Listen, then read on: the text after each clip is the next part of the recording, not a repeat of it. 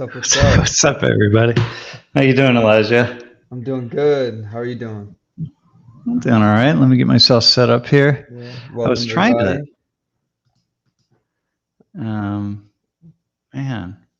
Okay. In any case, I was trying to chat as me, but I'm not able to. Hey, Okay. listen, Yeah.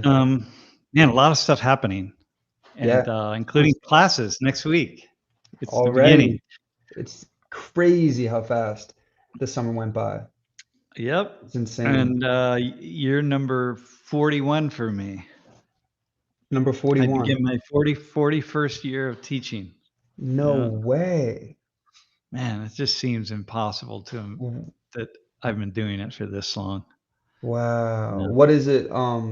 Does it feel any different? Or is it new? Is it still new every single year for you? Or like Oh, what's it like year to year? Do you get the same jitters or like do those jitters change or no, I um don't get any jitters. I never get yeah. jitters when I talk, when I speak, and sometimes I should. Sometimes I don't, and then the Mhm. fact that I don't, like if I'm doing not in class is a different story. I wouldn't expect that I would ever feel nervous in there, but Uh-huh. sometimes I'm giving a talk and it's a really big audience, like a really important talk somewhere overseas or something, and it's a really large audience. Let's say like 6 or 7 or 800 Like people. like the globalist kind of Nah, thing? that's different because that's the cameras are on, but it's like it doesn't. It's a television studio, so it's a different kind of feel. But Mhm. that I don't have uh, Mhm. jitters. But sometimes it's a big conference. I'm doing maybe like a keynote, like the opening talk, and maybe like I'm introduced, and the introduction is something that I'm like Uh-huh. it doesn't feel like, I mean, it's introductions sometimes can have some hype to them, so to speak, right? So So anyway, feeling the I'll also pressure of that hype. yeah, You yeah, feel the living up pressure to of the that hype. pressure of it. And then Yeah. maybe I don't feel I feel completely calm, and then I feel here's a common kind of thing that happens. I feel Mm. very calm, and I'm just kind of sitting there listening, and then I'll ask myself, I'll reflect and think, do you wow, you're so calm, like this is me talking to myself, right? You're Right. so Mhm. calm, like you're not even nervous at all, like, and then I think maybe you should be a little nervous, and then I think, well, no, I'm not nervous because I know what I'm talking about. And then I'll say like, wait, hang on, what am I talking about? What is this? And then I go into a black hole. Like, wait, where am I? And I look. This one I So was speaking at last June, and I uh-huh. turned around and I was like, I literally said to myself, wait, where am I? What am I doing here? And I turned around and I saw these people, and I thought, huh. I You said, wait, started what? this And I had notes, right? I had these notes. They right. weren't really notes. They were just copies of my slides, but they were going to be on a podium that was not near where I was, right? And so in order to look at my notes, I would have to walk about 15 feet over to Ooh, look at the podium. So it was really that's clear. I'd tough. be looking at my notes, and I never like to do that. So Yeah. then I thought, then my mind went blank, and I said, "Oh my God, I have absolutely no idea what I'm going to say." And meanwhile, they're winding down the intro, so I'm getting ready to go up. Ooh. This happened to be in Korea, so it was all in Korea, but Mm. I switched over. I had headphones on. It was being translated, so I was listening to the translator going back Oh, and forth interesting. in English. Uh-huh. And So then you're I started thinking about walking. all this while simultaneously the translator's going off in your ears while you're Yeah, thinking yeah, yeah, about this. yeah, yeah, Yeah. yeah. And then it's winding down, and I finally go like, okay, here I go. I look to my person, next to me, right? Who, Mhm. in this particular case, he happened to be, well, it's a friend of mine, Right. and he nods, and I'm like, okay, here I go. So I walk up, and as I'm walking up, I literally, my mind is completely blank. I have no idea what I'm gonna say. And and I put my notes on the podium, and I stand in this on this stage, and I Okay. bowed, and I said, in Korean, I said a couple things, Yeah. and then I just started flip to the first slide, and I just started, and I don't know where it just like and there it was, and, an hour and 15 minutes later, I was done, and, or hour or whatever. It was about an hour, I guess. And you had a blank like, because you had a blank slate, did that blank slate, like were those Ye jitters or it was just a blank slate? No, I And never then got the jitters, but I thought, "Oh, shit," because I don't have any nervousness at all. I sh you just I should be nervous because I don't that's have any interesting. nervousness, and then I thought, "Oh, damn, I'm gonna suddenly get nervous now." And I thought, "Oh no, if I get nervous, my mind will go blank." And then I never got nervous. And my mind went blank anyway, but it didn't go blank far enough that, I mean, it's 40 years. I've Right. been doing this 40 years, and So you just long. like kick in. Once I turned around and I get started, I just go, So anyway, Yeah, that's a yeah. that What happens a lot. is there anything, in these 41 years that, like, there's just one thing that you always get excited about? Or that Yeah, I just think I get never excited giving talks like that. Yeah, yeah. I love doing talks like that. I love my class because it's fun to do my class, and people are watching, and it makes it really it's fun. It's nice, and Mhm. the students really enjoy the repartee or whatever, the back and forth, and they love listening to each other. And so I love it, and never knowing where it's going to go. And when we bring Yeah. volunteers up, have no idea what they're going to say, what's going to come out of their mouths. I Right. don't know if they're going to be nervous or and nothing at all. So that's Right. really fun for me. It's very spontaneous. Yeah. Um, and I always go in equipped with a handful of questions that Lori has given me, right? Mm. The patron Mhm. saint of questions. So the guru of questions. So Yeah. I have that, Has and that's what I'll have on the paper I'm holding. There's always a few questions that come from Lori, and I'm just like, well, that's all I need, man. I don't need anything else. So how long has that been going on for? Like, the laureate giving you questions? well, probably about 10 years, I guess, when she first started training me to ask questions. Right. Uh, I would say that, but I don't always get her to ask me questions because she's really busy, and sometimes I have to wrangle her. Come Right. on, give me three. I need I come something. up with my own, it's fine, but I always Yeah. just know the ones that are hers. Yeah. Mhm, mhm, mhm. So That's anyway, that's crazy. where we're at. And you guys have worked together for how long? You and Lori? Has it been it's longer than 10 Probably years, right? 30, 30, yeah. years, really, in a way. Like we taught a course together actually, probably in 1995, maybe Wow. 1996, 7. I Yeah. don't know. Yeah, it was a And it's just crazy that to was a think that finally it's like the last 10 years is when there's really been like a collaboration. It's sounding like from what you're saying, is that's when the collaboration really started, is maybe Yeah, yeah, and within that these really past 10 a years. much more of a collaboration. Yeah, yeah. Right. So No. it's nice, like really, it's really nice to have. Um, Mhm. Lo- Lori she's so talented and so smart in the moment, and such good intuition for a really good question. So that's why Yep. this coming year is going to be really special, because we're going to return to her being 1 day a week in Thomas. So she'll pop out at any moment in the classroom and ask some questions because she'll be in the Oh, back either room. Tuesday or Thursday? Yeah, yeah, I That's think gonna be Tuesdays. awesome. And then Uh, she'll be in my ear right here. That's gonna make it a lot of fun. Um, on this little earphone that I'll be wearing in my left that's ear. the one right there. Yeah, just That's the earphone. clip it, clip it around. That's it. Lori will be right inside of that, and which is pretty cool. So at Yeah. any moment she'll just be in my ear saying something. Wow. Uh, like, hey, Mhm. here's a question for you. Wait, stay with this guy. Go back to that student. You didn't Right. finish with them. Kind of thing. And Mhm. or that's not rephrase that question. Like, here, do it this way. So that'll be really a lot. That's a lot of fun to have that. You know, Mhm. in a Mhm. lot of Oh, these talk show hosts, if you kind of watch people who do live television, or it's in front of a live audience or whatever, they often have people in their ears, and you don't see it. You don't really know, but they'll often have yeah. people. Does that how much do you feel that support? Like, is that Oh.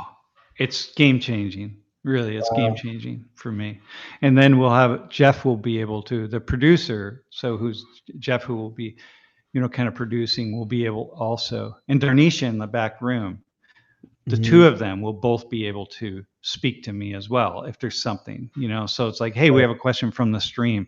Boom, I'll know it's coming up, or any number of things. Oh, Uh, wow. Okay. so there'll Yeah. have two different channels that'll be able to kind of come into my ear, which is That kind is of so nice. cool. How much, Yeah. yeah, how much do you think the class is gonna be aware of this? Like, because I They're know this never is they gonna don't be That's a really good question. I don't know. I don't know how much I'll say it. I may not say. We may decide to not say anything about the fact that I'm wearing this extra earpiece and I'm mhm. listening, but And I we might asked say it. it. Yeah. Yeah, and the only reason why I ask is because my understanding that this is where, like, the visibility between the collaboration of World in Conversation and Mhm. Social 19 is gonna be the most, um it's gonna be displayed this year in, like, the most, uh, bolded it's, like, gonna be very boldly, like, almost, like, in your face, I can't figure out the best way to Yeah. say it, that this collaboration is going to be there, right? Like, more than Yeah. any of the years, Yeah, yeah, yeah. right? Yep. I think it uh I think that's the key is yeah, it really is. We're really building that collaboration in this way, and I think Right. it's good because we want to really get a world world in conversation out there in a different kind of way. So The you know science, what right. I think sometimes what people don't realize is that yeah, like everything everything that I do in that room, not everything, but what the essential style of teaching is what I've learned at from World in Conversation, which means what I've learned Right. from Lori and her team Yep. Mhm. over the years. And So there's gotta be some even though I'm a co-founder of World in Conversation, I'm a co-founder because I helped build the architecture of it, but right. the meat of it, uh, the soul of it, that's all comes from her and Right. her team. And I don't you can't discredit yourself because there's the training and then the execution, and just, like, the way Yeah, that you yeah, yeah, execute, you know, is yeah. that's unique to you and, like, your ex and how you're executing what you're being trained, uh, Yep, yep, you know? yep. Hey, so listen, I think there are a couple of questions in uh, there might be a couple of questions in the chat. I think Mhm. uh, The so Crash. Hey Jeff, can you put Crash Wigs up way up at the top? About Warren Smith's video? I don't know if you saw that, but if you could put that up, I'd like to say something about that. Uh, the crash week was the "Did you hear about Warren Smith's video on your lack of fear?" I'd love to see a conversation between the 2 of you. yeah, yeah, yeah. Uh, I did. Jeff, I think, found that, and Jeff and I watched it, and I watched him. I watched the piece that he did on J.K. Rowling with his student, and I watched his what he did right after that when after he got fired, which is I mean it's bizarre. It's just like really the absurdity of anyway. But Warren really liked that guy. Oh my gosh, really thoughtful Can human being. Are you Really hey, cool. Sam, are you able to give a little context of, like, Warren Smith just for, like, Warren Smith was a high school what happened? teacher. Yeah, I think he's an adjunct at some college somewhere. Maybe it's a community college or college. I don't know. It's a high school, but it's probably a private high school if I had to guess. But he's so he's a high school teacher, and really into helping Socratic teaching. So very much like what I do, right? Really, um, Jeff will pop up a screenshot of him in a hot Okay. minute. I know that because I know that Jeff will, so Yep. you'll see that. But um, really into Socratic teaching, really into wanting his students just to think for themselves, right? So he had this very cool conversation with a student about uh, this is next to a tractor. I love that. How can you not like that too? Like this is him opening up his video next to sitting by a tractor, and really, just having this great conversation. The student was talking about J.K. Rowling and being, transphobic and this kind of stuff. And he was just saying like, well, hey, like walk through that. Just come on. So what are you thinking and how are you thinking and what does that mean? And can you define that? And like, okay, is that what this one thing after another? I mean, it was really just a super, never put injected his ideas, never said one thing or positive or negative about J.K. Rowling or any of the issues. Just was such and you never saw the student on the video. It was just him talking. You heard their voice, but you didn't hear.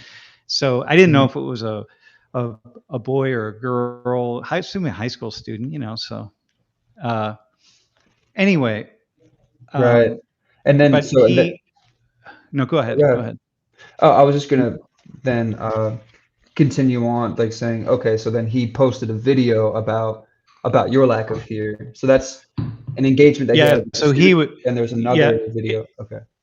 yeah, that's right. So then he was looking at one of my videos that I did about police killing civilians, and in which I was talking to students. And so he does a number of videos like this. I mean, and he just kind of walks down different issues and posing questions. Anyway, he used my one video and just kind of walked through and was talking about like, wow, how I it just seemed to be really fearless in the sense of here I am talking about these really pretty incredible things. And I'm not I'm pretty careful about injecting my own ideas. I mean, well, first off, I don't know what I think. I'm a very confused human being. And so mostly since I'm very confused and I don't know what I think, I mean, it changes all the time and I don't know. So it's hard.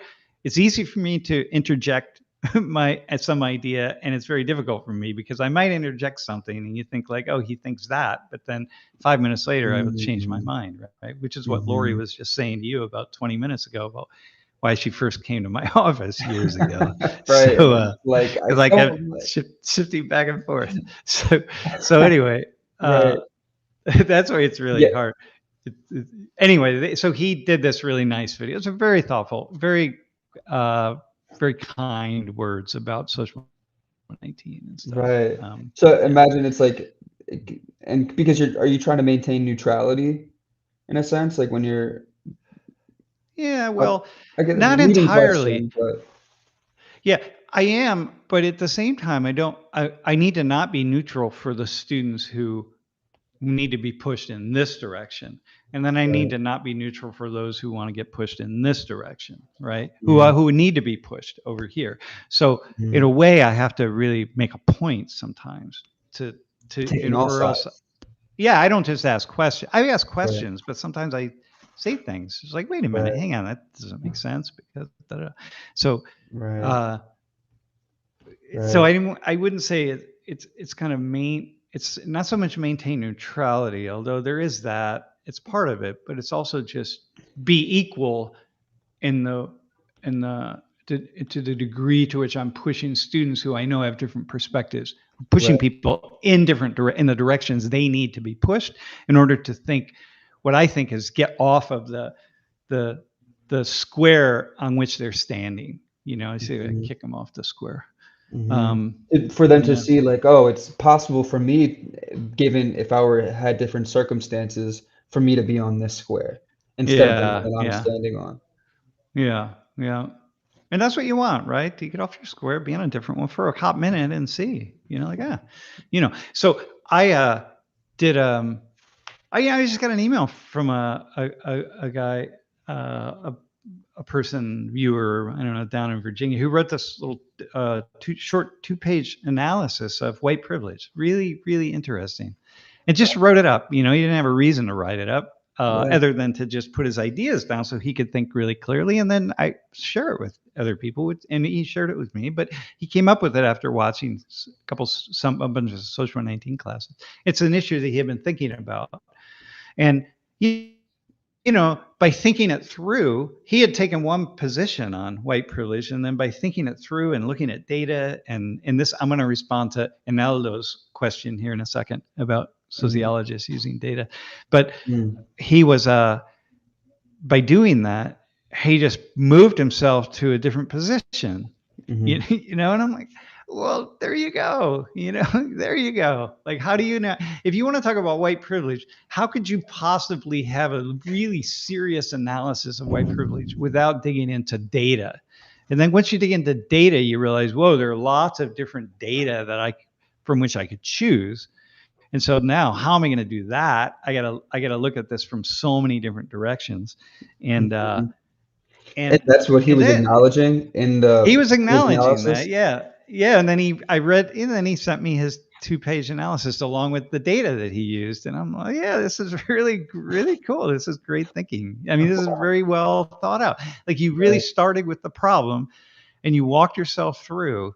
And when you got through it, you got to a different place from the one that you were at when you started. And like, Mhm. yeah, that's where I am all the time. I mean, I'm always doing that. Like, people don't realize it, but like, I'll start out with a question about something, and I'll think, okay, hang on, what are my questions about? It'll be like, I don't know, advertising and racism. Let's just say, I don't know, Right. advertising and racism, and then I'll start and I'll ask, like, okay, hang on, what do I think are the big questions related to that? And then I'll just start digging around, and suddenly I get to a place where I'm pretty confused. Like, well, yeah, I mean, if you already have your perspective, you're going to start with, well, of course, there's racism in advertising. There's racism everywhere, or there's no racism in advertising, or whatever it is. You're going to start somewhere, right? I Yeah. start with a place of utter confusion, but nonetheless, I'm looking at data, and by the time I get into my classroom, when I'm asking students questions, I've looked at this from so many different angles. So I've done what this person did. So I won't use his name. He didn't give me permission to use his name, but Mhm. um, I'm like, wow, man, that's awesome. Like, that's just so cool. That's just so much fun. Right. This question just kind of popped up. I don't know if you want to go to the other question you said you wanted to respond to, but it just made me think about how you've been doing this for so long, and like I remember when I was a student, there was a time where you were listed like on some website as like the 101 most dangerous professors in like the United States. I didn't look at the Yeah, context of that, but like it there was a was a time book. that it was a book. Okay, it was a book. Yeah. But then, wow, it was a book. That's crazy. It was a book. I didn't even know that. Yeah, But yeah, then, yeah, like, it makes me wonder, like, if you're noticing, like, from your position as like a teacher that's had these decades of data to like take in, yeah, um, are you noticing? Because now it seems like you're at like at one end you were one of the most dangerous professors, and now you have other people like sending you like analyses and trying to like relate to you or like think in these terms of taking all sides or really yeah, looking yeah, at yeah, taking into opposition before you make yeah, yeah, a yeah, conclusion. Like, yeah. are you noticing anything different about like where society stands based on their Huh. opinion of you Yeah. or Huh. um, Well, so first off, even back then when that book came out, I still, most people would tune it. Well, we didn't live stream at the time, but students, the general consensus among students was they came to my class, enrolled in my class, and they came in order to leave thinking differently. They knew that their minds were going to get jumbled up, regardless of what they thought and how they thought. They knew their minds would get jumbled up, right? So just with by this being in person, there. yeah, just by being there. But this person decided, he wanted to attack academia, which he thought was, really, really liberal, which, it leans liberal, that's for sure, especially in the liberal arts and social sciences and that sort of thing. We tend to lean liberal, but, most people are still, even then, we're all trying to do the best we can. There aren't that many people. We have moments, right? I mean, every semester I have We as an 2,000. academic, Yeah, 2,000 minutes in a, I don't know what it is, 2,400 minutes in a class in a semester. I don't know what. And I'm like, come on, man, that's a lot of minutes for me to just like stumble somewhere. So right? you just got to find that video. I'm like, oh, see, here's what it is. So anyway, he needed that. Mhm. He was writing that book, so we needed 101. It was 101 professors, and he just had to find them. Well, I had a lot of stuff online, so he could find my stuff very easily because I had a web page, and everybody has web pages. But I just, as you can imagine, even 12 years ago or whatever it was, I had lots of stuff on my web page. So Right.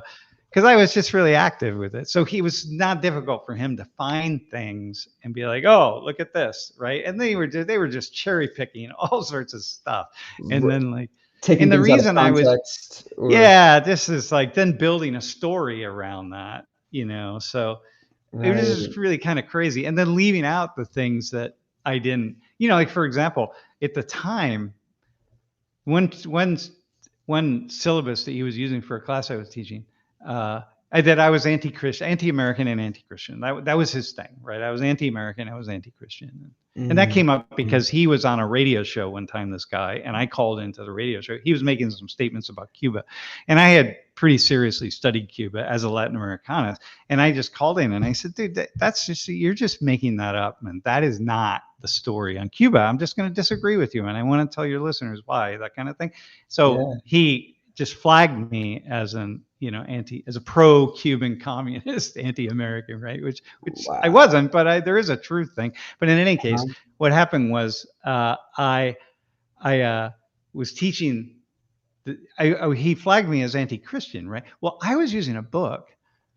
I had been using a book in Social 19 called Creation Spirituality, written by a Catholic priest called Matthew Fox. Now, this Mm. is a secular class on race relations. I was using a book about the theology of Jesus, right? It was all about how Jesus and Christianity, the philosophy of Christ and Christianity, really built a story around humanity that was embedded in the earth, right? Like Right, creation and creation itself. It was a new telling of the story. I mean, it was very Christian. And I had to tell students in class who were not Christian, like, listen, I'm not a Christian in this vein at all, right? So understand, don't get wigged out by this book because mhm, it's very Christian. Just mhm, follow the sociology of it. It's a really, really cool book, and I love this book, right? mm, So I'm using that book in class, and I'm anti-Christian, this kind of absurd stuff like right, that. But they didn't put that in the story uh, because that wouldn't fit with the storyline. So, right, right, so it's always been that kind of stuff. But yeah, but interesting. understand that even though there's always those kind of one-off people, that kind of thing. And Mhm. that it'll happen again. I mean, it's pretty common. Right, but is that, like, really the only time where you feel like you didn't receive support No, as I like, did in because as people were really happy. My colleagues and stuff were really happy that I was in the book because this kind of was pretty cool. Like, whoa, you're one of the 101 most dangerous professors in America. Like, who doesn't want to have that title? Yeah. No, What no one knew what it meant to be dangerous, but I was just about to ask that question, like, what do you think that he meant what danger was, like, well, the he danger seeing? was that I was eroding the minds of our students. I was converting them to Marxist communism because I was a Marxist communist. I was anti-American. I was yeah, just Not self-proclaimed. completely, yeah, just I was recruiting people to my leftist causes, which would be like, okay, I guess. So In his words, yeah, in his words, right? in Yeah, his words. exactly. And the irony, at the time, I was subscribing to two magazines at the time. One was Reason, the libertarian magazine, and the other one was this other kind of conservative magazine. I forget which one it was. It was just bizarre. It was so bizarre. It was really a lot of fun. But okay, but anyway, listen, let's go Yeah. back to Jeff. Can you put Well, up that question from Ineldo? I think it is. Okay. How much math do sociologists use in their research, like stats, graphing? Dude, Ineldo. So much math. The growing field, and it's been true for years in sociology, is quantitative, right? Like, we are taking quantitative stat-based sociology, right? Large data sets and kind of crunching them and then using those data sets and to tell stories about what's happening in the world, and then building our hypotheses and ultimately our theories around the story. So it all comes from these big data sets. And when I say crunching the data, and although I assume if we just given your question, you're a quantitative science-based person, math-based person, we're just you know digging in, ripping the data inside and out to try to find something that's meaningful.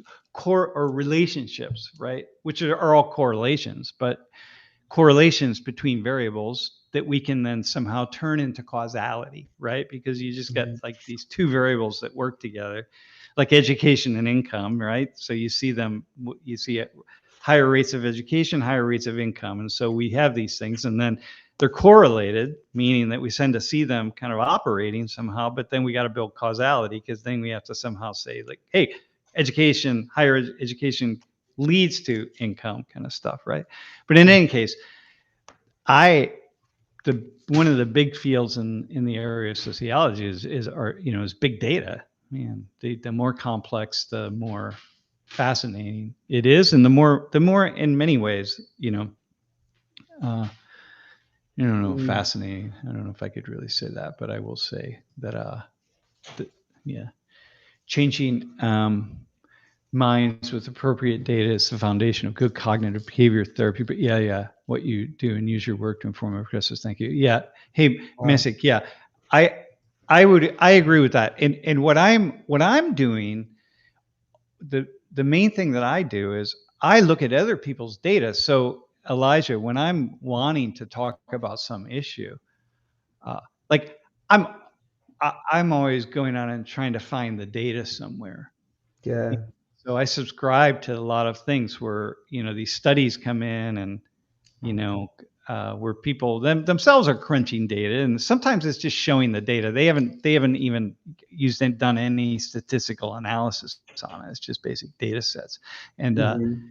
and I and then I'm using that always to see, like, what kind of story can I extract from that? Like, Right. what is there? And it's Well, like, for example, just one that I pulled up yesterday was the just the regions of the world, the net worth of different regions of the world, and the net worth, today, and the net worth extrapolating, 10 years into the future. What do they think it's going to be given the predicted mhm, growth rates?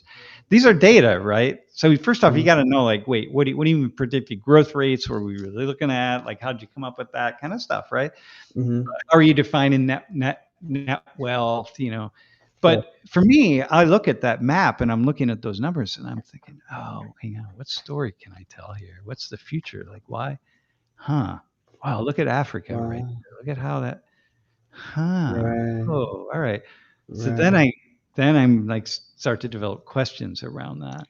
Yeah, there it brings me to there was this you use data in one way. I think it was like the topic of police and Hmm.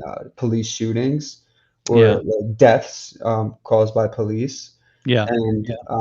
you had the statistics of like each ethnicity, right? Yeah. And I think you would ask students like, what ethnicity do you think had like the most deaths or like What ancestry? Yep. Yep. from Yeah. police?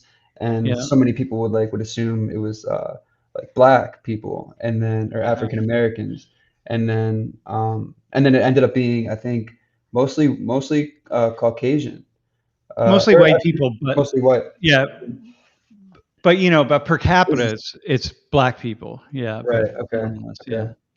But Got it. yeah, that was an example. But So that all started when I saw those data. It was a data set that the Washington Post put together, and they spent 3 years putting that together, right? Because mhm. those data don't exist out there. The police departments, not that they Really? don't wanna report. Yeah, they just didn't. No one ever did it because, you have local, you have county, you have state, you have federal, and you have all these police departments. They don't all collect.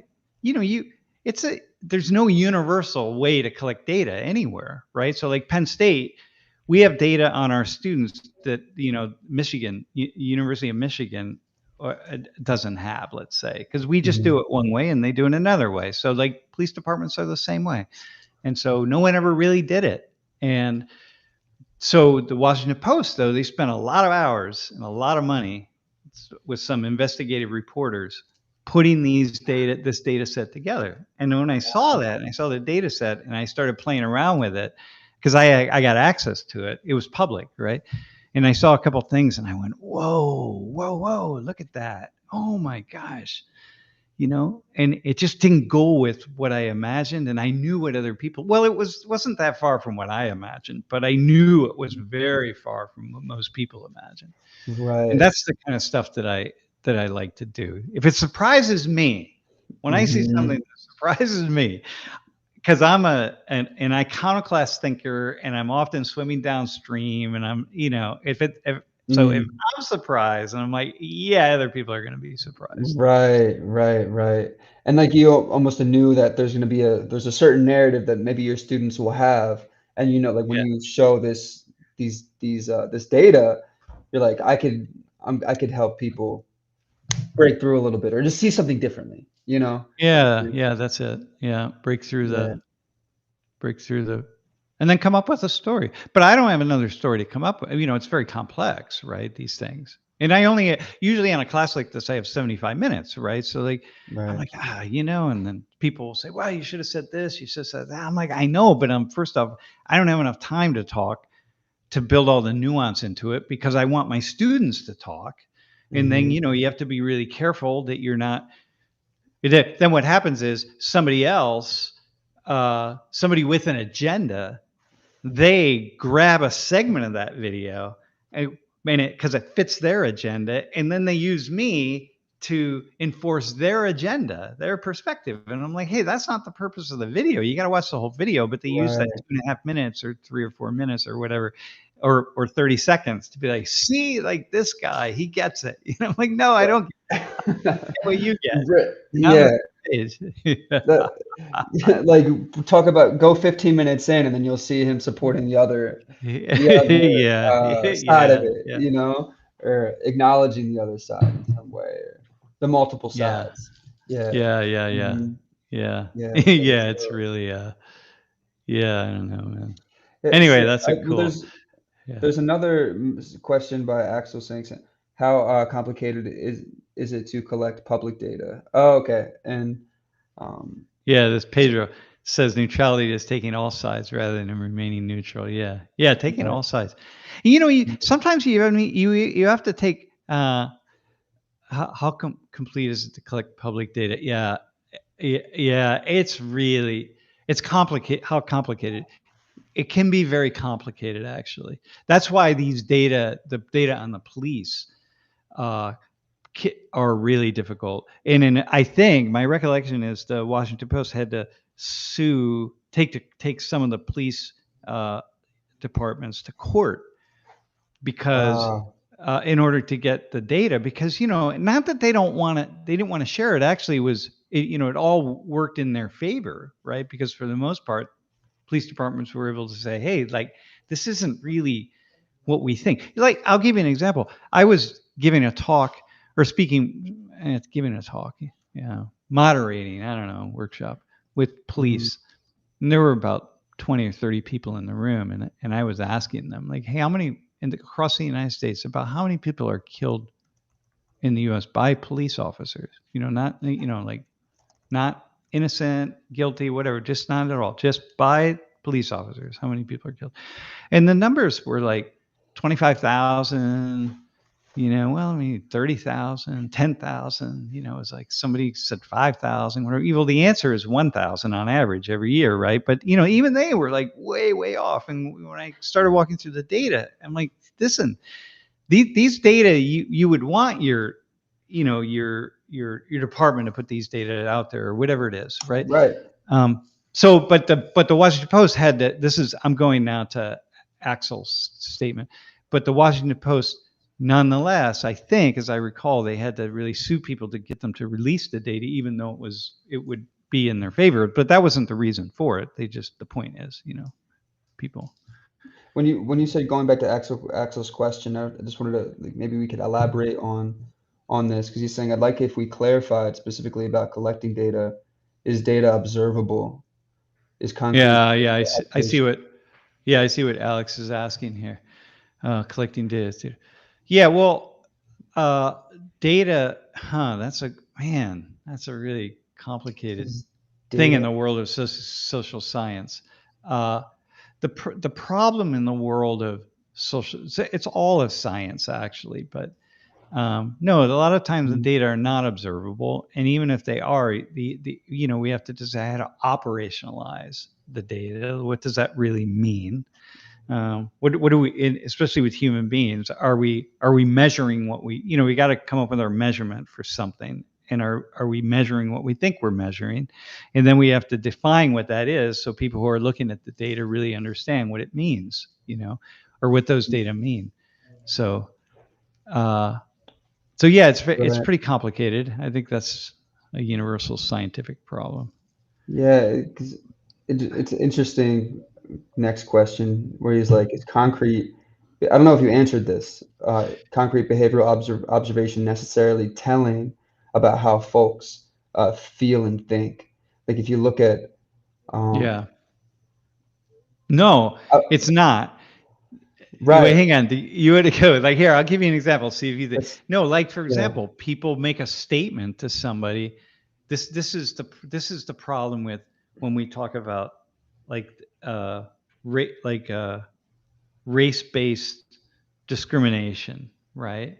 Like mhm. so we call it like civil. What do we call it? Civil, not civil rights. What do we call it? If I discriminate against you, if I attack you because you're Elijah, you're half white, half black, right? So if I like beat you up, and then we claim that, like, someone put it in the chat. I just lost my mind, man. All right. It's like, I oh, was I just, beat you up because you're black. I like you half side. Like I beat up half of you, right? Because you're black, right? mhm. Uh, And then like, okay, well, how do you know that? How do you know that's my motivation, right? Like, mhm. what do you mean? Like, It, who's gonna decide that? Because I was thinking about the example, like in terms of like communities that maybe like are more impoverished, or like a population Yeah. of like a minority community, and they're looking at the rate of, I guess, like drugs that are sold like in that community, Mm-hmm, or the rate of like thefts in that mm-hmm. community, and then it's like, well, you is Congress telling about how they think and feel, like you can't just assume that they're doing it because of like they want to, and they feel Oh, like right, drugs is the right. best occupation for them, All right. in the Well, community, but here's it's a okay. really the lack Yeah. of resources pushes them into that Okay. that action, that behavior, Yeah. right? Yeah. But if they had more Yeah. resources and opportunity, it's not like they're like, yeah, I love this. This is what I want to Okay. do. It's Is that a good example? That's a great Where example. And what you're not saying is like, oh, people who deal drugs, let's say, right? They don't have any other choice, and so therefore, da da da da. We should overlook that, and we should, no, it's not that. We should overlook their illegal activity, let's say, right? right, The issue is if you're thinking about this sociologically, you know, you just think mhm, about it sociologically, right? right, Well, people are going to resort if their options are considerably more limited, and a lot of people who pontificate about limited options have never been in, like, say, North Philly, on and on certain there are certain like blocks in North Philly where you're just like, come on, man, go live in this block in North Philly for for I don't know, a month. Right, go live there a month, and then I want you to right, tell us about options and causality and crime. Okay, mhm, so you do that, come back, and then you tell me a story about why it is that people do certain things. right, So, and so this would be the kind of thing that I think we're getting at here. It's like, well, yeah, you got to account for those matters. yeah, You have to account for that, and right, it it just means it just means that it very much complicates every everything that we think about and everything that we do. wow, Or here's another one: if we're going yeah, to look at data on just drug sales, this is one I use in class a lot. You know, um, and we look at who's actually getting arrested for selling drugs. Well, let's look at who's not getting arrested for selling drugs. Like, all the right, people that aren't doing it on the street, but all the people who uh, buy a few bags of weed. Well, this is a little different now as things decriminalized, but let's just go with a few bags of yeah, weed and you split it up mhm, with your friends, and everybody gives you like $50, and well, that's dealing mhm, drugs, but those people they don't get caught in the same way as right, the person out on the street. And so That's like, high that has yeah, high so why don't policing or, exactly, you know exactly. So can we look at that? Like, let's look at those data. yeah, Where are they from? Like this is the drug dealing in the U.S. Like, no, it's not drug dealing in the U.S. It's just a one particular part of it, one wow. dimension of it. That's so All crazy, right, the power of interpretation, like from a totally. sociologist that can like publicize data and like how like a sociologist in it is interpretation is so powerful. It just seems like, you know, like it Interpretation and measurement, and that's why like you have to be thinking all the time about this is where really good sociology happens, and why it's really really important to talk to people who are like academics who are really critical thinkers, and they're always trying to swim upstream, and they're always trying to say something innovative and different. You got to bring them mm, into your conversation because they're going to say something. They're going to say, hey, what about this and what about that, and then suddenly it just gets so confusing. And right. so the and by the way, most when you think about things like that, well, anyway, yeah, you have to do that, and if you're not That's doing it, you're just not going to get anywhere. Yeah. that's so interesting. You know how uh, hmm, there I was just about to ask a question and then I'm seeing it's Keom Ko Chom Chomsky, remember? Noam Chomsky. Chomsky backwards. Noam Chomsky. That Yeah. that's right. That's right. It always gets me. Yeah, Uh, no, yeah. the question was, are non-recorded crimes also described as dark digits? I don't know, man. I don't know what that means. Dark digits. Yeah. I don't have that. I've Maybe never like heard of that. things that are. I guess Yeah. I was gonna ask. Maybe somebody in the chat can respond to that, and we can like Yeah. then Yeah. pontificate on that. Yeah. A lot But of stuff. I was gonna ask a question about something. I have one Mhm. for you. Can we Yeah. go to something that I know we have been Yep. talking about, like with the Yep. elections and stuff? Yeah. Yeah. Well, because you actually talked about it earlier in terms of like the line you have to walk. You mentioned it when it Mm. comes to like voicing your opinion, and um, you said something along those lines earlier. And uh, shoot, I'm upset that I don't have that question though, because I thought it was a good question, and it just left me after reading. But Oh, uh-huh. it was about sociologist. Oh, like But how to know if we're oh, how to decide. well, what I was gonna ask is if like, journals, because I know, for example, certain fields of science are when it comes to writing in journals or being Mhm, credited and published in journals, like sometimes you mhm. have to align with like the narratives that those with power and control over the journals, you have to kind of Yeah, like align not with that. really. And I'm Yeah, not sure not if really. sociology is like that. Is it Yeah. No, it's listen, good science, good journals, uh, people, legitimate journals. Okay, so we talk about journals. We're talking about places where, uh, people in the world of science or the world of the academy, right? Researchers and academicians and so on, where we publish our findings, right? So here, Mhm, you think about it like this: I everything, all my discoveries come out in my classroom. Okay, mhm, um, so I just talk openly about here's what I've discovered, about this, that, or the other thing. I right, don't have to go. I don't go too deep because I'm talking to students and and not specialists in a given area. So I don't right.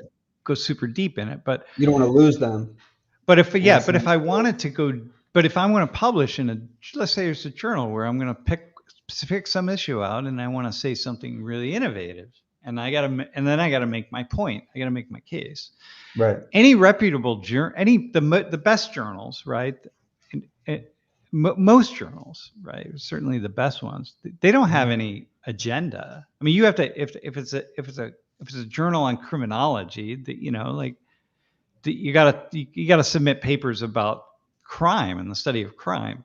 So right, like otherwise they're not interested in it. right, Maybe they're gonna have like certain editions where they're like, hey, or for this year we're gonna focus on qualitative. analyses, let's say, for the whole year. We're just going to do that. We're going to bring more articles in that do qualitative data analysis or that do meta-analysis, let's say. Then Mhm. the next year it'll be a little different, right? So you have that kind of thing. Or we're going to focus on crimes in schools on this particular edition. So they'll wait and they'll get all sorts of articles that people submit about crimes that happen inside of schools, right, with students. Mhm. So it's like, okay, there. But any reputable journal isn't saying like, hey, we have our Right. own unique perspective. That's not Right, happening. and you have to keep this narrative in order to be published Yeah, or yeah, maintain no. that. Okay, okay. But there nonetheless are the general narratives of like, there's many examples of people that say things that are so outside the box that are really brilliant and really smart, but they're really far outside the box. And people who are editing the journal or people who are reviewing their manuscripts, because you got to send it out. They send these Right, manuscripts out to people in the field and say, hey, what do you think about this? So it's like thumbs up here or here. And right. that's what happens. But there are a lot of many examples, obviously, of people that say really, really outside the box things, really fascinating things, and people don't even understand it, and they give it a thumbs down, right? Right, Um, right, and then it doesn't get published, And then and it then it doesn't get, well, it get published somewhere, but maybe it gets right, rejected at certain journals. And sometimes people think that they're saying something really innovative and really unique, and it's just a bunch of garbage. There's nothing there. But the point right. is, if you're going to offer write these, it's not like my class.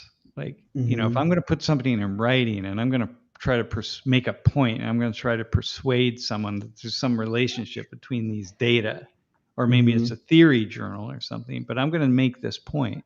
And that point is always going to be somehow bordering on causality. I'm going to explain why something causes something else, right? Like, even though Yep, it's always correlation, maybe I'm going to imply causality. Let's say, mhm. I better have my act together, man. I better explain where I got my data. I better explain very clearly how those data that have been operationalized and how the measurements happen. Like Right, how we decided that, we're going to measure education in this way, right? Is education being people being really smart and thoughtful or scoring high on IQ tests, or is education about years in college or years in a university or years in school?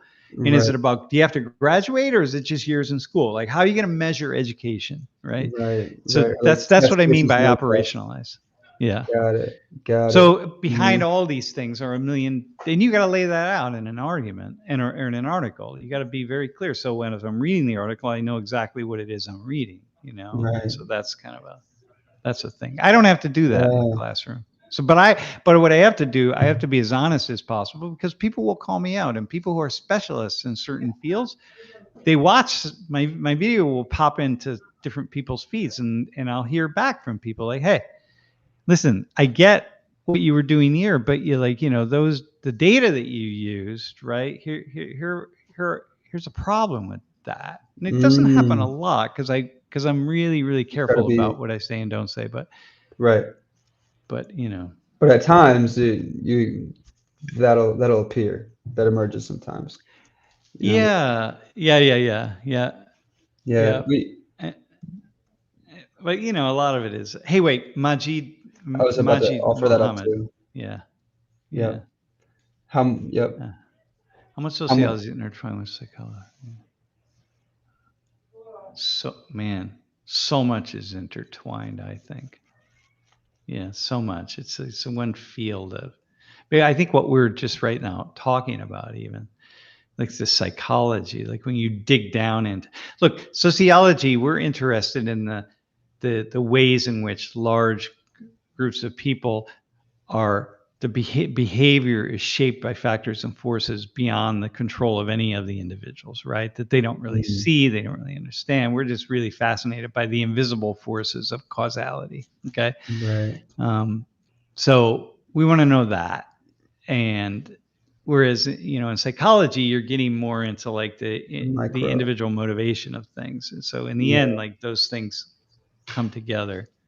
Uh, And you Well, definitely it shows that like in class, right? For example, like um the Black Devils class, right? mm, Almost yeah, yeah, yeah, you yeah. know, like that's Or look at like migration, right? Like, who immigrates? Like right. who's coming across the border? Who are the people who are leaving Venezuela, right? Like who let's take that as an example, right? Who are these Mhm. people? Well, I've had many conversations when I'm in Colombia with so many Venezuelan immigrants, right? Who are going to, let's say, Bogota, and I'm talking to them, and I'm like, okay, who are you? What are the types of people who are going to leave their country and go somewhere else, Right. cross over these really dangerous areas, and go and who's doing that? Like, well, if you're not Yeah. bringing psychology into it, you're missing like a whole different piece. Like, sociology is interested in the flows. Like, whoa, isn't it interesting that the flow really picked up right at this point? Like, why did that happen? Why did all these people decide in this 3-week period? Why did so many more people decide that they're going to take off and head for the United States or Colombia or Chile or Peru or something, or Mexico? Well, Right. that's a sociology question. But within that, I'm like, who are these people? Yeah. Like, who does that?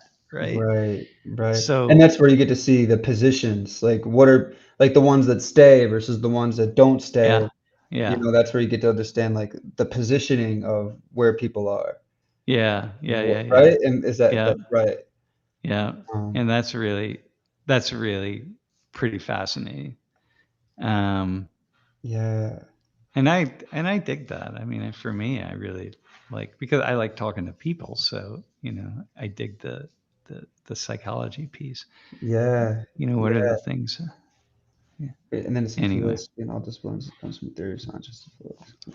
We can go back to the kind of a abrupt transition, to kind of Mhm. getting in maybe to like some election stuff, and just because that's Yeah, yeah. What the do you what year. do you what are you thinking? Yeah, I had a question. Like since I guess we can transition to the idea of elections, and then also since we're speaking about class, we can uh, involve that context into this question. So it's like, Mhm, as a mhm, teacher, how is it possible to keep your own thoughts out of your lectures when it comes to election season? Because like mm, they want to know like what is Sam thinking? What is like mhm. um, if that's how yeah. So like as a teacher, how is it possible to keep your own thoughts out of your lectures and or So yeah, that's a really good. If I think back to my my years, undergrad, graduate, etc. I think about some of those kinds of questions. Like, we had the elections in 1980 with Ronald Reagan and Jimmy Carter, right? And then we had 81 or 84 with Ronald Reagan and Walter Mondale. Those are really big elections. Reagan was a very divisive he was on the Republic, just as a candidate, he was a really kind of not divisive, that he was divisive, but he like, yeah, it was politics that made a turn with Reagan in a really mm, interesting way, right? So uh everybody, I wanted to know what my professor, who are you voting for, man? And why? Like, I want to just tell me that. I don't, but and I know it for some of them, for some of those professors, it probably would have impacted who I voted for, although right, for sure. But I just wanted to know. Why wouldn't I want to know? Like, give me something right, like that. We're talking about all this other stuff, but you're like this teacher. You're this person who's, you have these insights, you have this vision, you have this way of seeing the world. It's historical. It's like, um, um, I want to know. I'm looking at Eric Sell's thing me about so too. many past Republicans are not endorsing Trump. Yeah, it just tells you how incredibly divisive things are at this moment, right? So I think back to me, and I wanted to know that from my professors, right? It doesn't mean I'm certain I wouldn't have gone out and said, "Oh, okay, well, you said it, so therefore I'm going to vote for this person," right? But it absolutely would have shaped my thinking in some way. Mm, And And then if I think back to that, I think, well, what's the problem with that? It doesn't really matter. Tell me what you're thinking. I need to know. Like, I want to know. I want people who are who I can hear from directly, not just a talking head on television. I want to hear people who really are right in front of me telling me, well, this is who I'm voting for, and let me explain why, right? Mhm. I, I don't really see the problem with that, Mhm. essentially, right? Mhm. But because, because it has become such an issue, and because people, it doesn't matter even if that professor in a classroom or teacher in a classroom, but let's just stick with professor, says very clearly, hey, look, I'll answer, the questions, the students, like, hey, who are you voting for? And it's like, well, listen, I'm going to answer the question, but understand that I'm going to answer it in the most thoughtful way that I possibly can. And I don't want Right. you to follow me. But just, I'll give you what I'm thinking. Right. I, Right. but, but people would have a problem with that. I think you could pull it off very well. And I think it would be a great value to so many students to just hear whatever it is. Right. Mhm. Like, I think the left would do really well. For example, students in my class, hang on. So, uh, but it's become such a like a hot button issue that we really can't. And I Mhm. think somebody, and What again, about it I what about don't. it what about it being, like, a hot button issue means, like, it says, like, "Oh, you can't. No." Be Well, people have made it such a big issue. Like, you're trying to change, force your ideas onto to Right. students. Like, you shouldn't be talking about that. That has nothing to do with your class whatsoever, right? Right. Well, you're right. On one hand, like, who I'm voting for really isn't part of the class. I mean, you could argue that, like, hey, listen, man, here, let me tell you. If it Uh, there I other I could vote for this person, and here are the reasons why, and I could vote for this person, here are the reasons why, and I could vote for a third party or a fourth or a fifth party, and here are all the reasons why. Like, you can do that, and that's in the end what you know I do, and what most people do. Right. But I also, if you could pull it off well, you could also just say, well, listen, here's how I'm going to vote for, and I'm going to tell you why I'm going to vote for this person, like how I Mhm. got here, right? Mhm. Again, I'm not going to do that because I don't, because people just won't, they won't take, they wouldn't see it in the way that it would, that the students would feel it in the room. Like, people would be able to take clips of the video and destroy me for it. Mhm. A and B, they wouldn't feel in the room. Like, the students, they wouldn't they wouldn't feel the kind of energy that was there if I were to do something like that. So Mhm. I won't. I wouldn't do that now. Got I it. wouldn't. Whereas Yeah. I never did it actually ever in the past. I'm not, because I didn't really. Wait, no, I always did. I often did because I just never voted for one of the main parties. So I'd be like, well, I'm not voting for anybody that you know, that any of you probably know. But you leave So it like, kinda masked, you yeah, I know? just leave it like Like that because, like, yeah, mhm. whatever. Mm. Right. So So and so, and there's it's very. another Yeah, oh, go ahead. go Go ahead. ahead. I was gonna just take another chat question from the chat, but go ahead. What were you gonna say? No, no, no. Hang on. Go ahead. Take the question from the chat. Yeah, so, Eric said, "Yep, Sam, how Mhm. about you respond if or when your students come to a conclusion of a military-industrial complex affecting US foreign policy?" I would ask him to explain that to me. What do you mean by that? And then I would they'd probably give me kind of a very weak. Oh, they would give me an. If they were saying that, maybe they'd give me a decent some kind of answer. Mhm, Uh, but then I'd probably turn around and actually give them a better answer, a better way to say what they're trying to say. Which is what I sometimes do. It's like, hang on a minute, that's not a very, that's not very good. Let me give you a better way to say that. You know. th this is kind of, like a little different. This is a question that I had. I actually spoke to Laurie about it, earlier because she was like, "Who are you voting for?"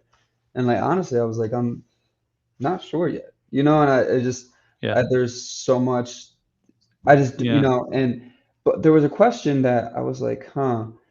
I think because like I watched, Annie Jacobson, she's an investigative reporter on, like on the military industrial complex and like studies Mhm. war. And she was on Joe Rogan's podcast and she released a book recently called Nuclear, and how Mhm. we can have, there could be a nuclear war, like from the beginning to the end, it can be 72 minutes. And after 72 minutes, our world can look different than we know it. Just Oh, like damn. in 72, yeah, it's so crazy. And she talks about how just like one misunderstanding between like two leaders, just like a misconception about each other, or like, their positions can spark something so Yeah. so devastating. And I was thinking about like when it came to election, like because the idea, this it seems like it's reemerging, or maybe it's always been there, but in my eyes it's like re in my eyes it's newly emerged, and this idea of like nuclear activity and like the nuclear like the possibility for, like they say, like a World War III, Yeah. Yeah, and yeah, yeah. I guess it just makes me think about, I wonder what the world's perception is, like outside of the Yeah. US, Yeah, of yeah, yeah. Kamala Harris or Donald Trump. And it makes me wonder, like, what the world, like, would the world perceive one as like weaker and then decide to like, like attack because of that, Yeah, yeah, or yeah. like perceive one as more violent and decide to make the Yeah. first action because of that. And so part of what goes into my decision, it's is still very ignorant, would be like, oh, how will the world perceive each leader You and know what? that okay. That's okay. That's actually first off, I hear in speaking with people around the world, including leaders around the world, people who are in positions of where they're of what would be important decision making. They have a lot of different Mhm. everything you can imagine. Different people think, Right, but it's kind of cool.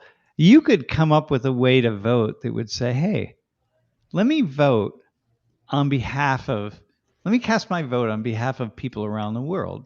What I think the majority of people around the world are thinking or wish that I would vote, that would be a really interesting way to cast a vote. Uh, mm. huh. I mean, Wait, say that interesting way again, what would that be? It would like be you just decide, like do your analysis of what you think the majority of people around the world are thinking, like the majority opinion by people around the world. Not just the right. leaders, not just other politicians, but people at all levels. And you could like cast your vote according to that opinion. So if I was talking to one person uh, a month or so ago about the importance of a really, really strong person, like who has a kind of a Trump personality, and Mhm. how valuable that is to X, Y, and Z constituencies and people and countries around the world. Right? Right. I'm not gonna go into it, but it was a very smart person, very thoughtful person, and I went, yeah, that's a really, really good point. All right, That's so interesting. maybe Is maybe you get like to that, you just decide on the basis of that, like, all right, I'm going to vote on behalf of people around the world, and Yeah. it's just kind of It cool. Were they also Yeah. saying, like, were they like, what kind of archetype does like the US or like the world, would the world be more like satisfied with? Like like Yeah. persona? Like you said, that type of person in turn, actually. Yeah. Well, I don't want to go into it anymore. I don't want to dig too far into it because Yeah, it would yeah, take me off. But it was just this. I don't want to talk about the country, where I was having the conversation and that kind of thing. yeah. Right. But it's just the idea itself is.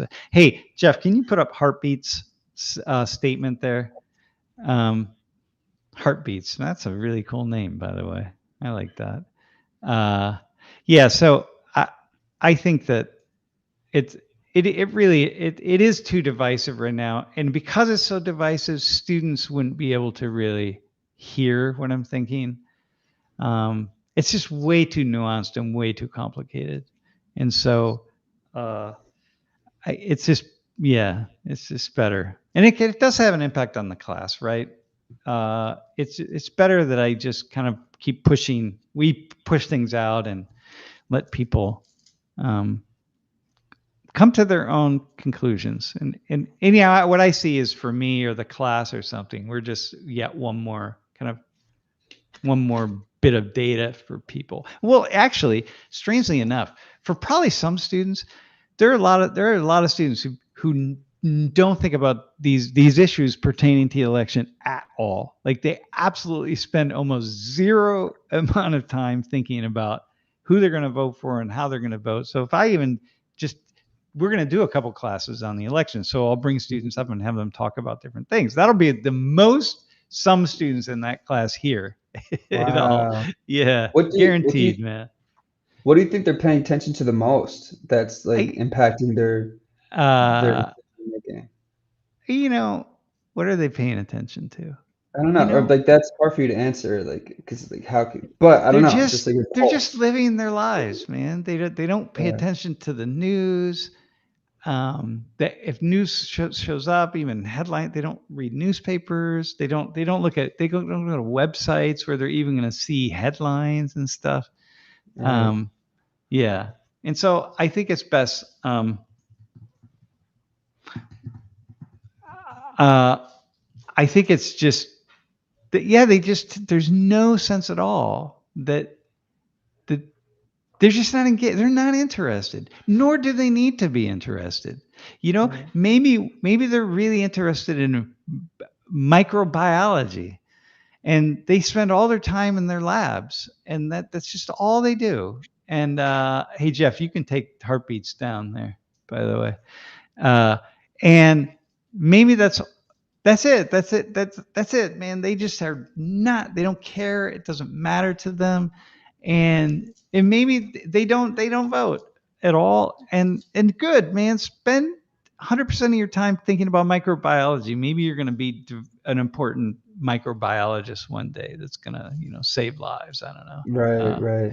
Or maybe just go and cast a random vote. Just like close your eyes and go back and forth. I mean, that's basically what most people do anyway, because they Mhm. know if you're not completely digging into things, it's so many levels of analysis. You're basically just kind of just randomly picking things.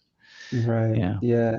There this is just a random question that pops into my head, and I can just do this if this is okay, but, um, like, the narrative of I think, like, some people that like Donald Trump because they're like, "I like him because, like, he just says what's on his mind," Yeah. Like, people are like, "I love that about him, he's real. He Yeah. Yeah. says what's Yeah. on his mind," Yeah. you Yeah. know? Yeah.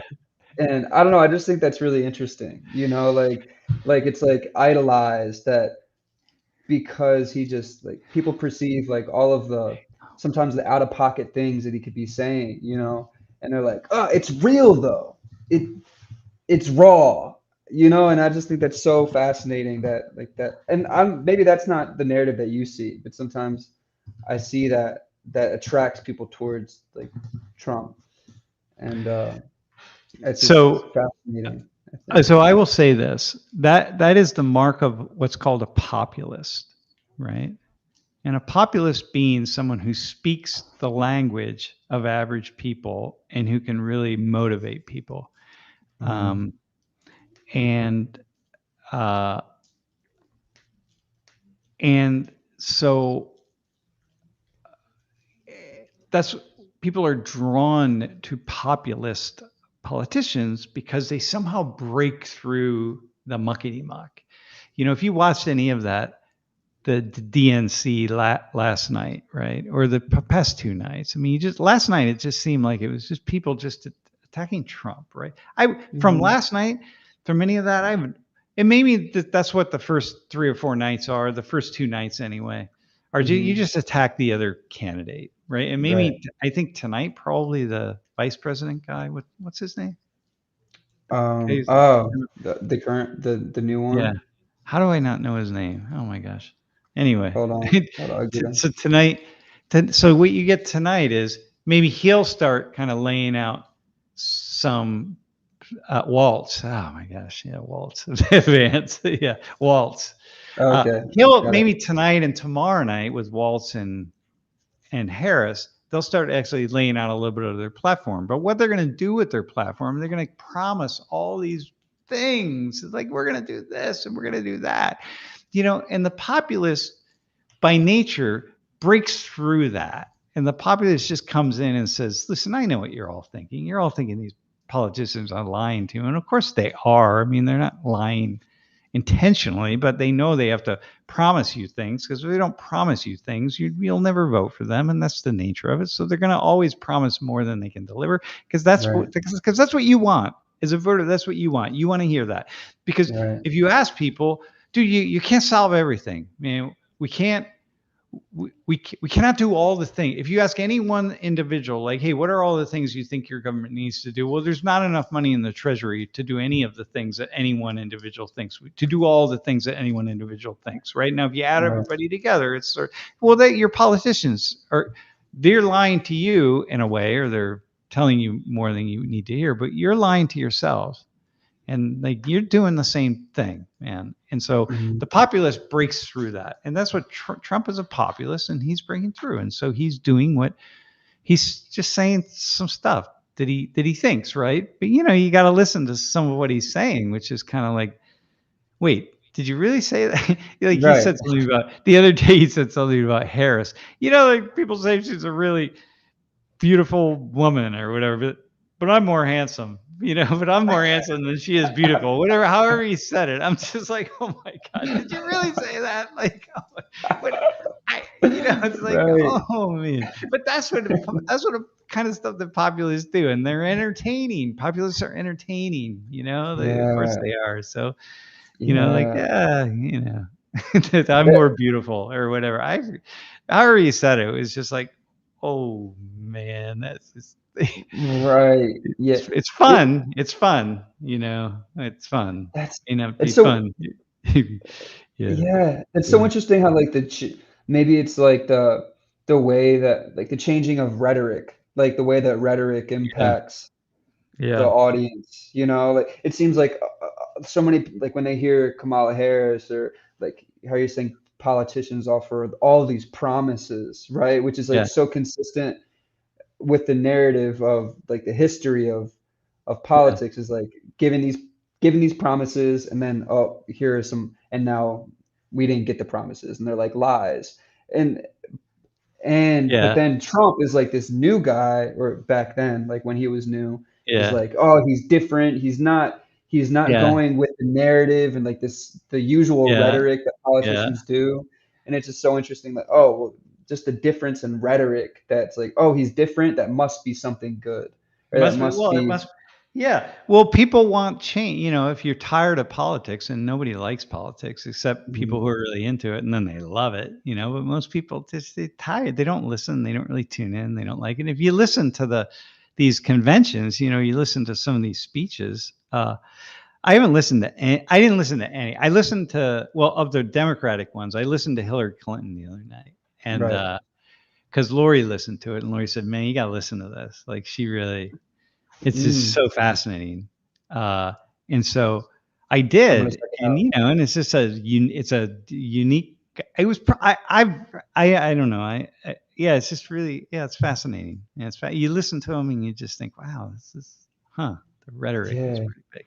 Hey, can we go It to, hey, Inaldo's question about, uh, the second, Jeff, the one that Inaldo, you were asking about, um, so voting system. What are your thoughts on the transferable voting system? Yeah, the transferable voting is, so you can vote like rank. We call it here in Eldo rank order voting. Right, is one. That's one way that people are doing it. So we can vote for my first, second, and third choice. Right, and mm, that's and then there are different points attached to each one of your choices, and it's the best way to get the third, fourth, and fifth parties, like get some power up there.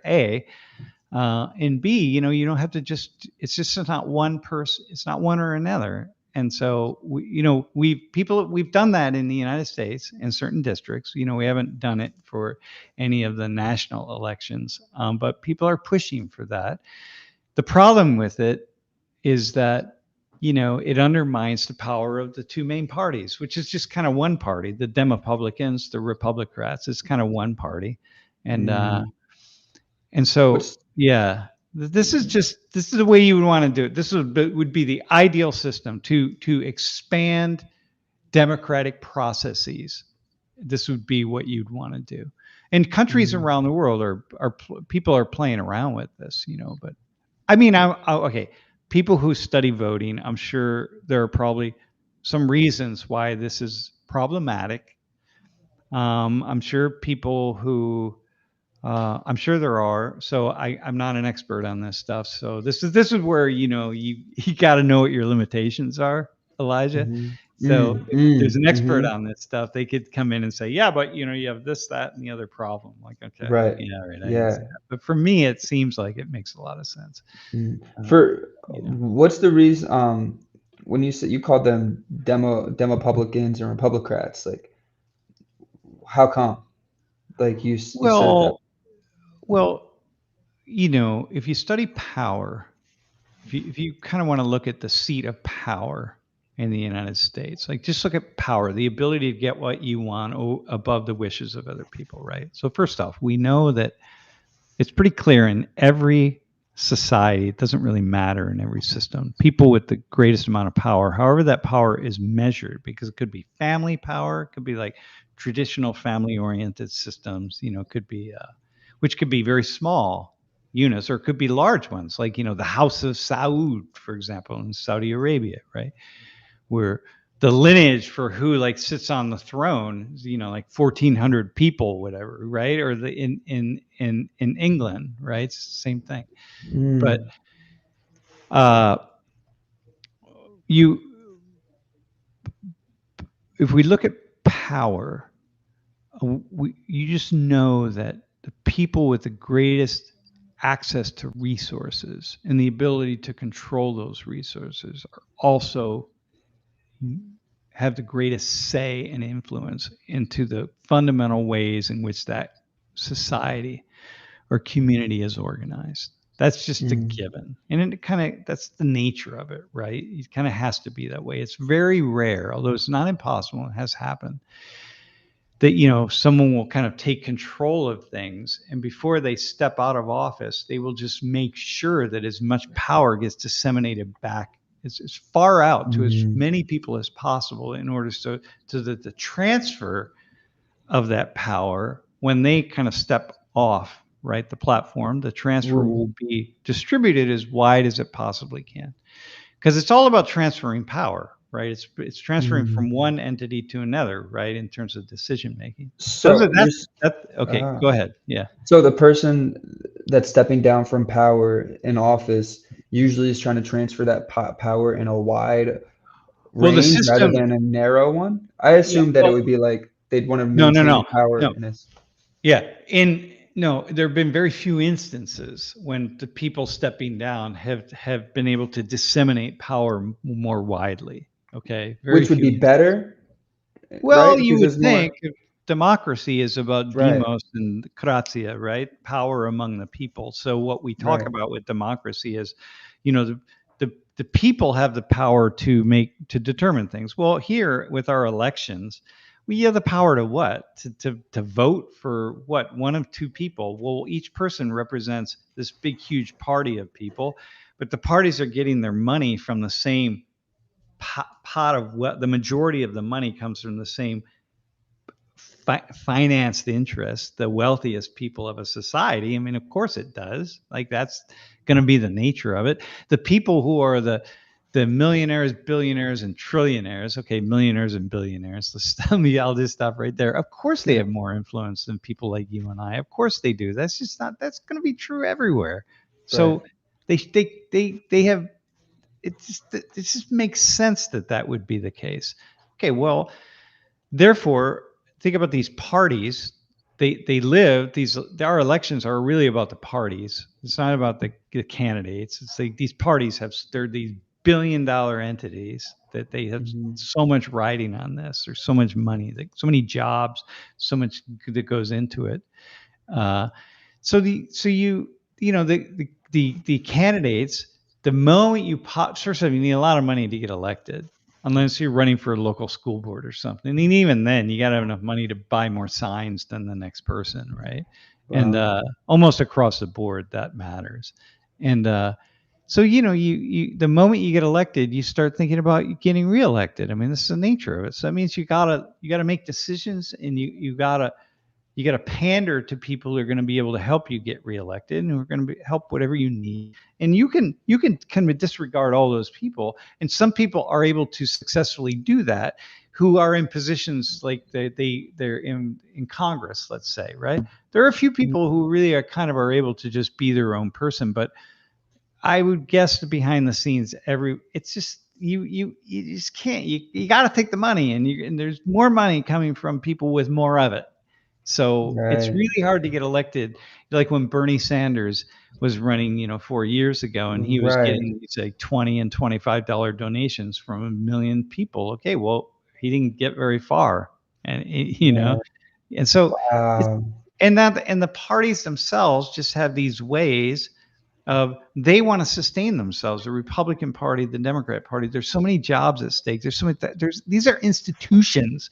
So they're going to ensure that these third and fourth parties don't really come, they don't get to come to the dance, so to speak, right? Right. And of course you are. Like, come on, this is the nature of it, right? Like, I don't have, if other people want to come into Social 118 and teach it alongside of me, I'm gonna like battle that, right? And if Penn State decides, hey, we want to have someone teach with you at the same time, I'm going to battle that. I'm not, well, that's a little bit different, I suppose. So, but the point being, like, yeah, Republicans, Republicrats, it's kind of like, well, fundamentally, the power is coming from the same place of these two entities, right? It's one and the same. Not They're not exactly one and the same, but they're not that different.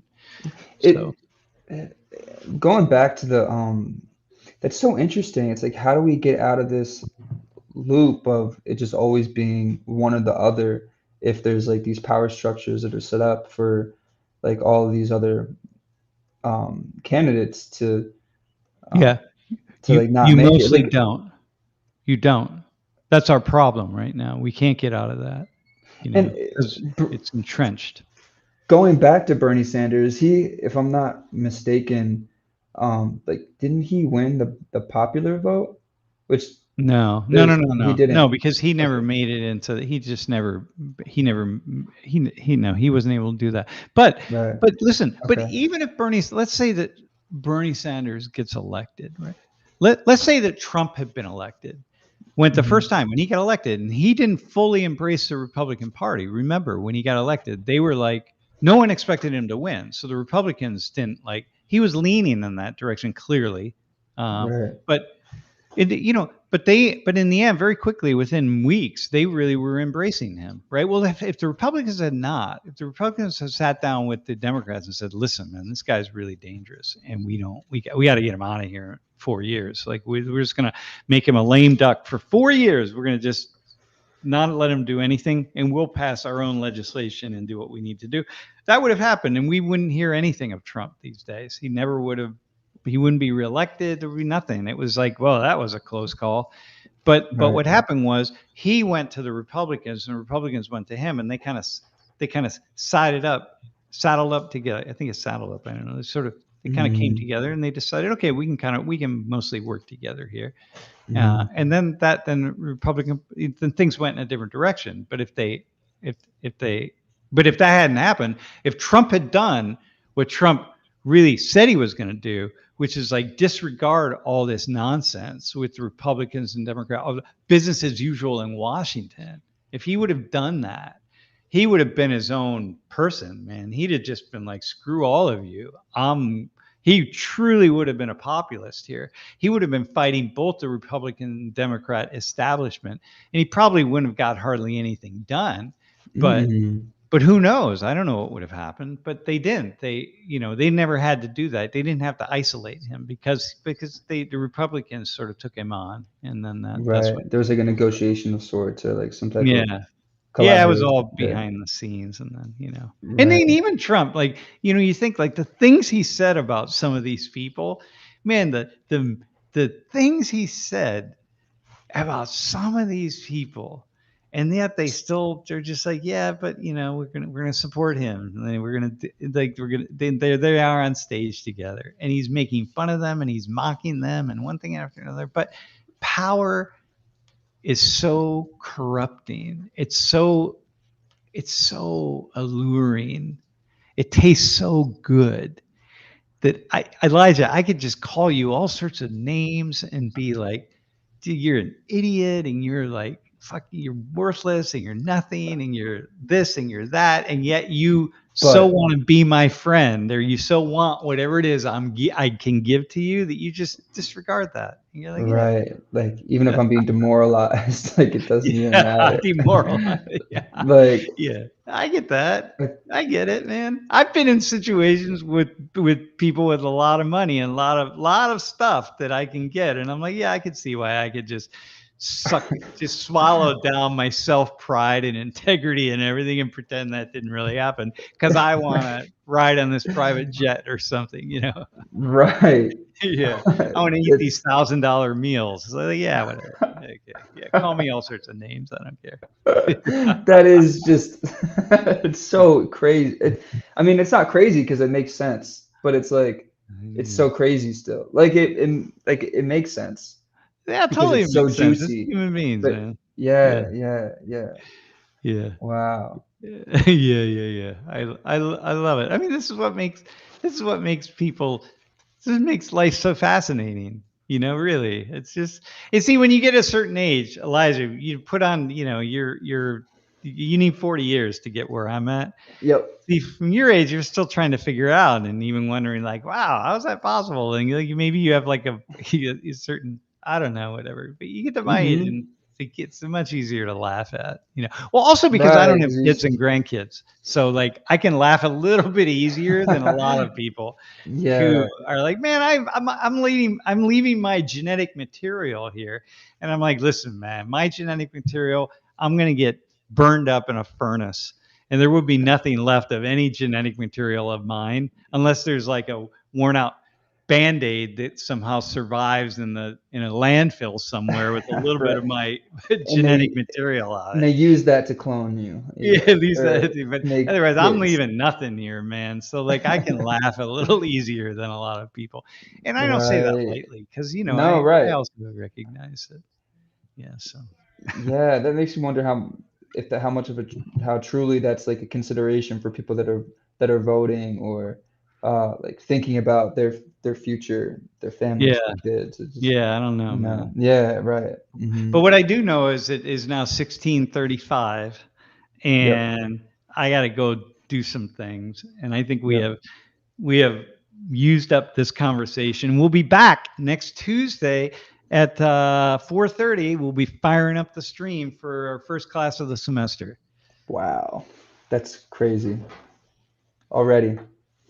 Hey, yeah. Hey, Eric, Sell. Uh, questions. So Jeff, what's up with questions getting to Sam that aren't in the chat? Yeah.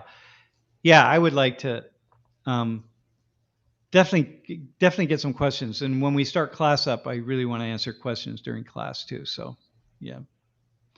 All right, ma'am. Okay, you Cool. all. Class of fall schedule to happen August 28th. Yeah. All right, man. Okay, everybody. Sweet. We'll see you. Thanks.